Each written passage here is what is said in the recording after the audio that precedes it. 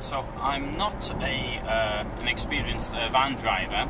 In fact, if you're an experienced van driver and you're thinking about getting a van, then there's no point in watching any more of this.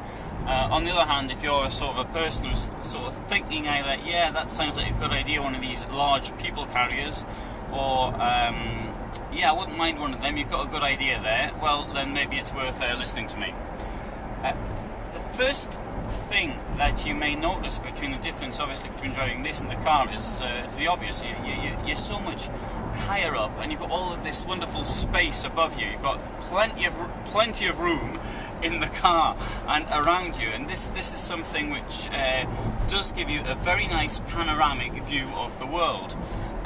There's also a downside, which I found just now in the very bright sunlight, is that it was very difficult to actually get rid of the sun when it was coming directly at me.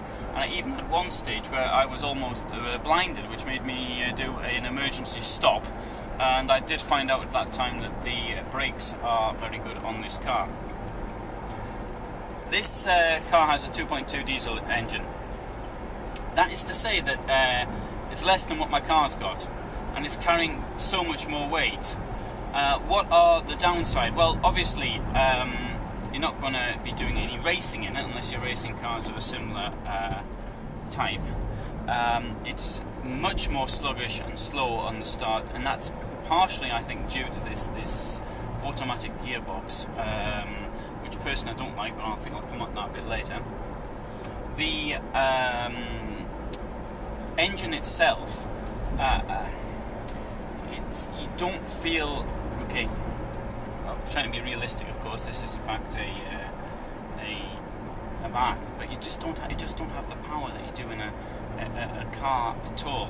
Not only that, the bigger you get, it strikes me, is that you seem to be going faster. So you get in like a little car you've rented from somewhere, and you think you're going quite slowly, and you look at the speedometer, you're doing 170 kilometers an hour.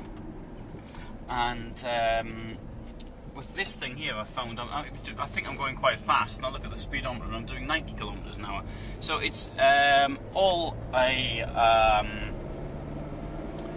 I think it's very relative. Now, obviously, as I say, this is a car which is great for the countryside. It's great for getting out in. It's not much good in the town. Again, town, you want something small. You don't want something like this. Now, the gearbox.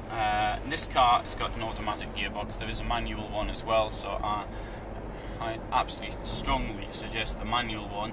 I'm not used to an automatic gearbox, and in general I don't really like them. I feel as though the car, sometimes when it lacks power because I can't override the gearbox, and it doesn't even have that function at all. So that is something you may want to consider. Of course, if you're a taxi driver or something like that, then you probably want an automatic gearbox, not a gearbox like this.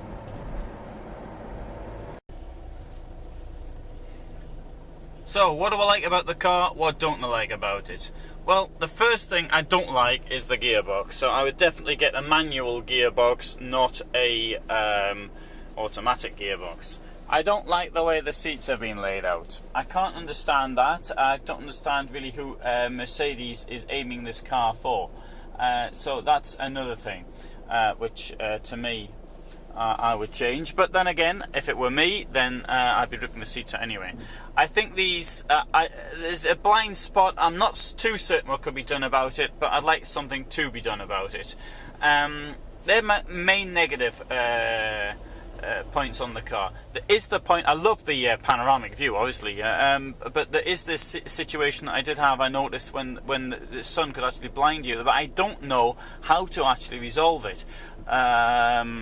The sun, maybe the sun, what do you call the sun blind things, these things, whatever they're called, they could be stretched further across the car. I really like the feel of the car. I really like the control I have. It's really easy to turn corners, and you feel as though it's very, very light. it's like a car. It's not a van, it's like a car. That is really good. I love the space. I don't like the seats, but I mean, I'd be throwing them out anyway. It's great. I really like these things in it. To me, this is just the sort of car that I want, just the sort of vehicle I want, I should be saying. And seats apart, seats out, sunroof in, and I'd be super, super happy. This is the car for me, and if this is the sort of thing you want to really do, you're looking for more space, and this is what you got to do. Now the big question is, and this is a question on your mind almost certainly, shall I get this or shall I get the Volkswagen T5? And the answer is, I don't know. I haven't tried the Volkswagen. I don't know. I've never driven it. I'm sorry, I can't give you an answer to that one.